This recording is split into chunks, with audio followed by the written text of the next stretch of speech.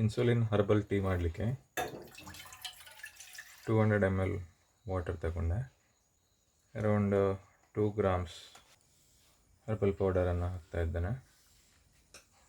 ಒಂದು 3 ನಿಮಿಷ ಹೊತ್ತು ಬಾಯ್ಲ್ ಮಾಡಬೇಕು ಅದನ್ನು.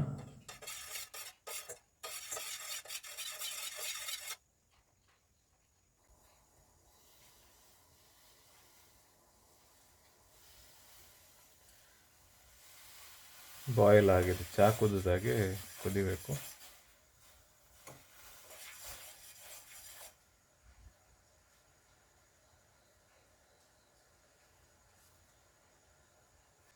ಫ್ಲೇಮ್ ಆಫ್ ಮಾಡಿದೆ.